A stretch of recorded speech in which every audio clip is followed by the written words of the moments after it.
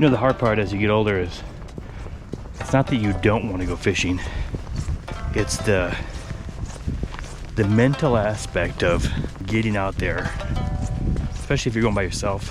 It's not that you don't want to go fishing, you do. But when you have a short window, it's the mental motivation to get out there when you know it's cold. Honestly, you're like, oh, a nap sounds pretty good. Thanks for watching. Thanks for being my motivation today to get out here. And once you're out here, it's very enjoyable. 90 minutes though, that's what I got. My wife is on a flight right now from Minneapolis to Boise. And if I am not at the airport to pick her up, then we're talking about a whole nother mental game. I'm just gonna fish. We have a kind of a fast run right here. Kind of goes into this bank. That outside end is gonna be the deeper side with the current. And that's what we want. Depth and current, depth and current. This is gonna be a little shallower right up here in this current, but I always like giving it a try. Start things off.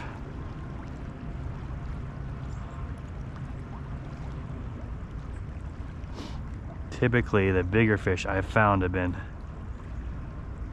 this time of year, just around this corner a little bit into the little bit slower, deeper water, just kind of sitting in the bottom waiting for something to float in front of their face. Hopefully that'll be me today. Really is all about the float. That fish there. Second cast. Well, I mean, I did say anything, and that's an anything. If you want to get off, you can, because I'll get my hands. Oh, he got off. Yes. I don't often want the fish to get off by the net, but didn't have to get my hands wet then. Once you find a float you like, where you get action right away like that, I feel like if there's one, there's usually multiple on that same float. So you're out in the current, float down to just right of the current seam here, where it gets a little less currenty. So I'm just gonna follow this current seam down. I'll just take a couple steps at a time so that my float's a little bit different. That float will hit a whole new section of water, but just a few feet down. Try to cover as much of this corner as I can, giving them every opportunity to eat. Cold weather fish are often more opportunist than super aggressive, so let's give them the opportunity of a free lunch. Oh boy. You know, those kind of bites can be a little deceiving because he hammered it so hard. You'd think it was a big one, but I'm guessing it was a little guy. All right, guys, you take I'll take the hand, and you take the drake. I'm sorry, I might have got them both in one shot.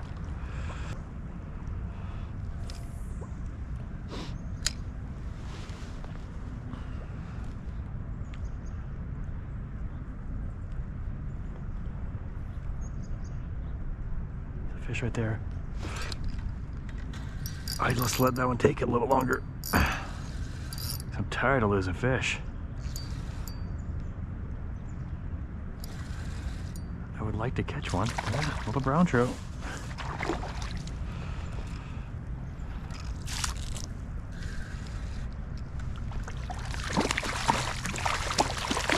I'll get my hands wet for you. Right in the corner of the mouth. You can see that? That's what we try to do.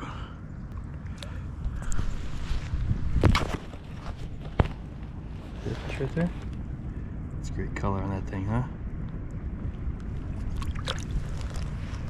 There he goes. All right, got my hands wet for that one. That's worth it. Fish. There we go. It's a lot smaller.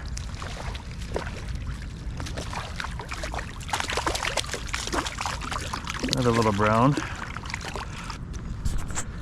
Oop, there you go, guys. Sorry. You've probably seen small brown trout before, though. I absolutely hate using gloves when I'm fishing. So, the best gift my wife ever bought me was this Zippo hand warmer. I just keep one hand in, one hand on my waders at all times. Just keep rotating. Usually my right hand gets more cold because I keep my finger on my line, and I just like fishing with my right hand. But there's times like right now where I gotta warm that up so I can keep fishing. And that Zippo, that thing is hot. It can be hot. There's 3 levels. I gotta get better at fishing left-handed. Right there. Right on cue. Oh, I see. I just can never. I'm not a good left-handed hook setter, as shown, as demonstrated right there. Yes. There. Third time's a charm. He's not even that big. Not even that big.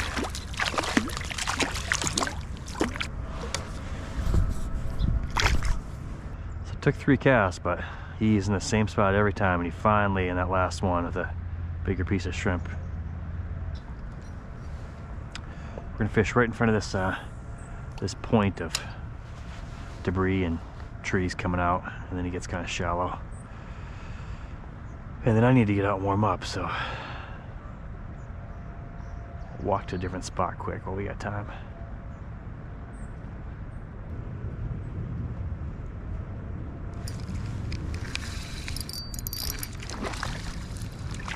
All right, we'll end on you, spastic little rainbow.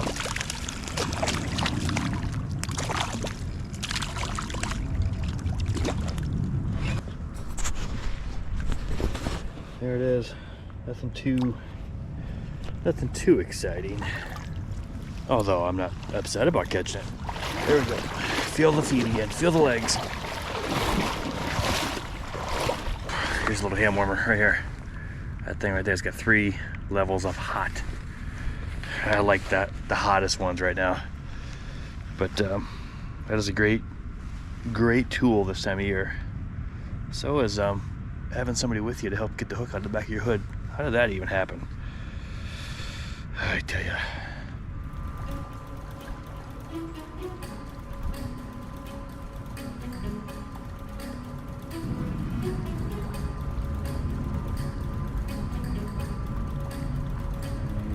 That's a fish. That's a fish.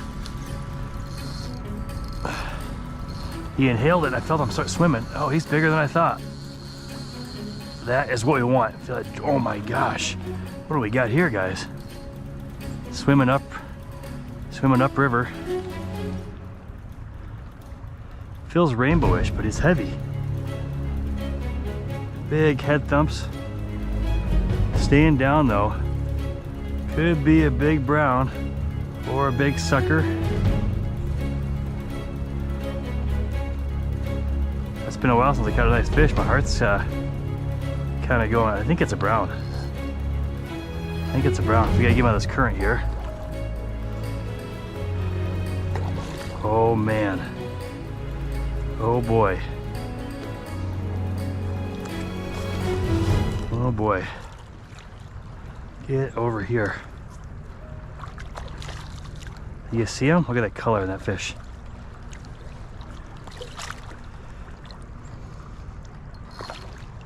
Trying to get his head over here out of the current. Still fighting.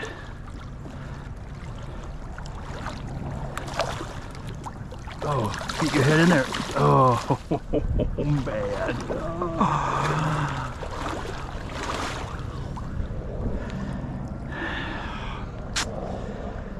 I tell you guys, this doesn't get old. All right, look at this big old Boise River brown trout. I mean, that's right there. That's what dreams are made of. That was so much fun. What a great fish. Eager to get back to its home.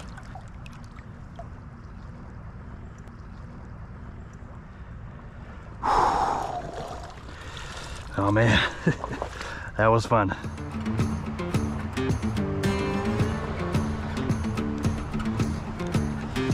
Not very good at setting a hook with the left hand. Oh, I thought he was little. Well, my track record of landing fish when I set it with my left hand is not very good. Yep, see? He got off. Gotcha. Don't worry, guys. No room here, guys. Oh, there's fish. First cast. Ooh, there's a nice rainbow. There's a nice rainbow. That's a beauty. There, it's a beautiful fish though. Okay. Every cast I'm getting something here. Right there. Okay, okay. I don't know why there's so many big fish right here. This is a really nice rainbow. It's getting pretty dark, so I don't know if you can see it jump. I don't really want him to jump because that's how they spit you.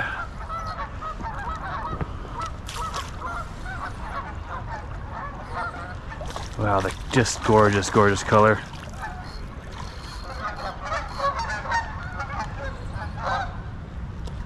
Man. Oh, I knocked.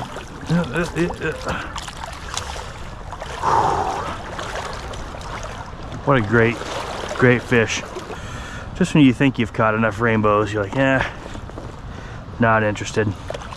Then you catch one like this, and you're like, oh yeah, they are so beautiful. They are so beautiful. Look at that cheek.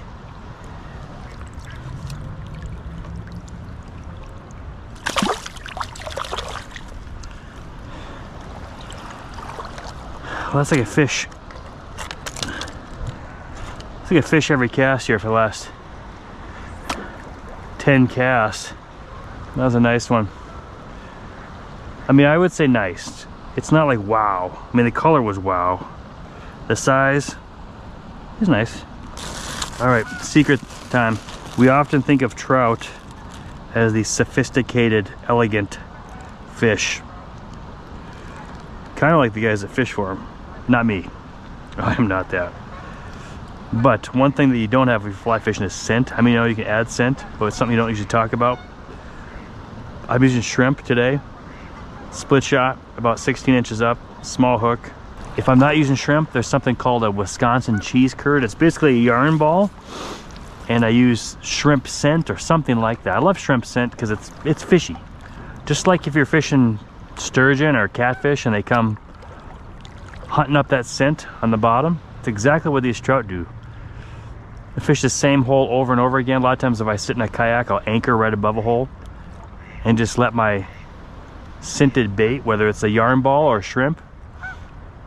I like shrimp over worms. Worms don't have, I mean, I know you can get scented worms, but worms typically don't smell like shrimp. And you can buy different scents at Walmart or Cabela's or Amazon. Your local bait shops probably have it. Or you can soak it in there. Sometimes I'll use plastics. Keep that plastic soaking in. You can even use shrimp juice. And this time of year, as the water goes down, it's a lot easier to find. There's another one. A lot easier to find where the fish are. They're all in these deeper holes because that's all they got to go. Wow, that's a really nice fish. Another gorgeous fish. And they'll be in these exact same spots all winter. Unless for some reason we get some high water or something that flushes them out. But look at that fish. That is some amazing, that's some amazing scenery right there. I mean, we're hunting for browns, but we've ran out of daylight, so we're taking what we can get. And I'll take those. Really an incredible night. You know, you can just see the sun going down. I don't know, man. We caught like 20, 30 fish, lost a handful, and really a beautiful night on the river. So, hey, appreciate you guys watching. It's always good to have you here. I'm gonna see if I can get out of here. But have a good night. We'll see you soon.